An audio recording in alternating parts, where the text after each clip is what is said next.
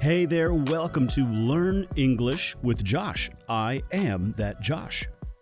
This episode, we're going to continue our conversation about fluency. In the first episode, I talked about what fluency is, how we can identify it, how we can measure it. And a quick recap, a quick recapitulation, a quick summary.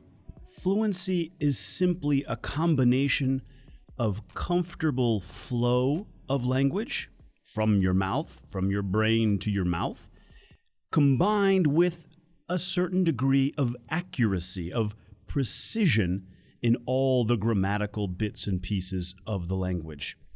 So what comes out of your mouth is relatively smooth and relatively correct. In this episode on fluency, I want to focus on how to get there, how to attain fluency, how to reach a certain level of fluency. And spoiler alert, I don't want to ruin the movie, but guess what? It's not easy. Attaining or reaching a level of fluency takes a lot of work. So, I'm going to use a football analogy. Not an American football analogy. I mean a football analogy. English football, Brazilian football, Pelé, Canija, Maradona football. Football is the most played sport in the world. Every kid, boy and girl, wants to play for their national team. They work hard every day. They practice and practice. But not everyone makes it to the top. Not everyone plays in the Bundesliga. Not everyone plays in the Premier Divisions. Not everyone plays in La Liga. There's the second division. There's Division B, C, D. But to one degree or another, they're all professional leagues. So you're getting paid for your hard work. But you're not in the top league.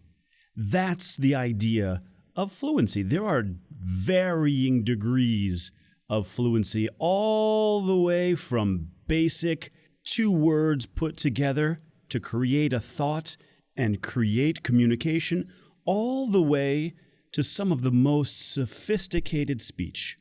La Liga. So, what am I saying? You have to want it. You have to put in the work. And that brings us to another element of attaining fluency. You have to practice every single day. Continuing the analogy of football, you have to carry that football with you everywhere. When you wake up in the morning, you have to practice your dribbles, you have to practice your moves, you have to think about how you're going to beat your adversary. That's the same with English. You have to wake up, you have to think about the language, you have to find a resource to practice. There is a fantastic book by Malcolm Gladwell. He's the guy who wrote Freakonomics. In this particular book called Outliers, he talks about this theory of 10,000 hours. This is the amount of time that you need to practice, specific targeted practice, for you to reach a level of excellence, of superiority at any given task, whether in sports, music, or language. But here's the good news. The more you practice, here's some good grammar, the more you practice, the better you get. So, if you have 1 class a week with a private teacher and do nothing in between those classes, you will take much longer to reach your desired level of fluency. But if between that 1 hour of private English class every week, you are online talking to friends across the world in English, you are listening to podcasts like this one, and you are putting in the time, guess what? That day of fluency, again, it's not a single day, it's a spectrum, But that day arrives a lot sooner, so you reach your goal a lot faster. Another extremely important step you need to take to achieve fluency is speak. Speak for the love of all gods. Speak, open your mouth. Do not be afraid of making mistakes. That was my mistake. Being terrified, thinking others will think I'm silly or stupid or unintelligent because I make mistakes. Native speakers do not care if you make mistakes. They're happy you're trying to speak their language in the first place. And rarely will they make corrections to your face. Only your own children will correct you to your face and tell you that your English is terrible. This I know. I work with many Brazilian students who tell me that their children, whose English is better, are the first ones to make fun of their parents' English.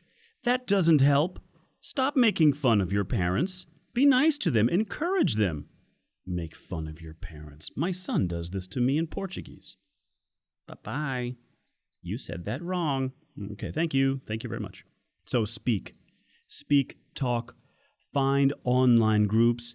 There are free chat rooms. There are millions of resources available for you to speak. Now, another step that I tell all of my students that I think is extremely important, that is pay attention.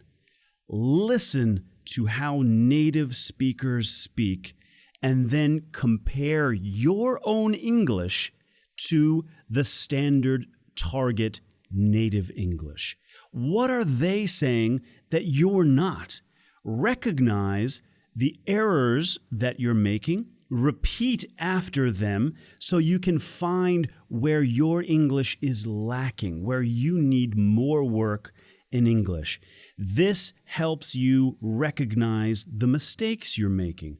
This helps you recognize where you need to work on your English language practice. The more you do that, the easier it will be for you to self-monitor, because you know that that doesn't sound right, what just came out of your mouth. So then you can make the correction yourself. Pay attention to the native speakers around you on movies, English teachers, friends. Listen to how they speak. Compare that to your own repertoire of English so you are able to find where you need to work. One more important step, there are two more, but this next step, learn only what you need to learn. There's a theory called the 80% 20% theory. What this means is you put in the least amount of effort for the maximum result. 20% of effort resolves 80% of the problem. And this is an important element to think about in English because English, the language, is a finite language. There is not an infinite number of words. There is a finite number of words. In fact, there is a finite number of words that are repeated over and over and over again in different combinations to create natural sounding speech. The number of words that you need to know in English in order to cover 80% of the entire spoken English language is 1,000 words. 1,000 of the most frequently used words, starting from the word the verb to be, the verb to do. All of the irregular verbs are the most used words, of course. But there is a finite number of words that you need to learn well for you to cover the entire language. The grammar that accompanies those words is also finite. There are 50 grammar rules you need to learn. With 1,000 vocabulary words, and you have 80% of the English language. You can go to my website, Essencial.com. It's in the podcast notes I have a resource with the 5,000 most frequently used words. You only need to learn the first 1/5 of those 5,000. Okay? So go check that out. Learn those words really well, and you will have covered almost all of the English language. And everything else that you do, all the extra words that you learn, great.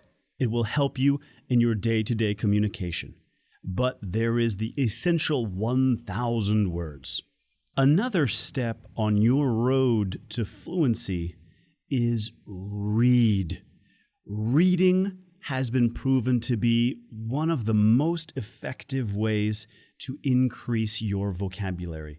Now, do not read any old book. Do not read just anything.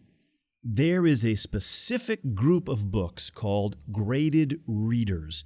These books are specially designed and edited for English language learners.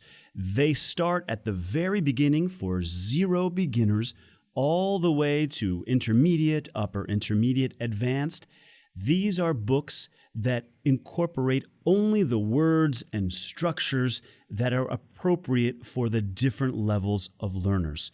You can slowly move up this ladder of progression from beginner to pre-intermediate, intermediate, post-intermediate, pre-advanced, all the way up to advanced, all the way up to the original works themselves. You can also go to my site. I have a page with a link to graded readers. You choose your level of English from elementary beginner to advanced, and you can choose one of the available books and you can read it. By doing that, you have direct contact with the written language. The written language is different than the spoken language, but the structures used are the same. So if you are starting on your journey to learn English, do not be discouraged. The road is not as long as you think it may be, because once you put together a complete sentence, you are on your way. People are ready to listen to you. People are ready to help you on your journey. I'm very excited for you. You can go to my site and find many of these resources, or just go online, find your own resources. But follow these steps that I've outlined for you, and I guarantee it, you may not reach the Premier League or La Liga or Bundesliga. You may not make it to the national team, but by putting in the effort, by putting in the work, I guarantee you will reach a level of fluency that is acceptable to you and appropriate to those around you. And the more you work, the more fluent you become. It's a simple fact. So get started, get going, and get fluent. And I hope I can help you on your journey. Before I go, I would make a request of you. I would like to ask you to do me and the podcast listeners a favor. Leave a comment wherever you can, here on the YouTube channel, on my website, wherever you can find this podcast.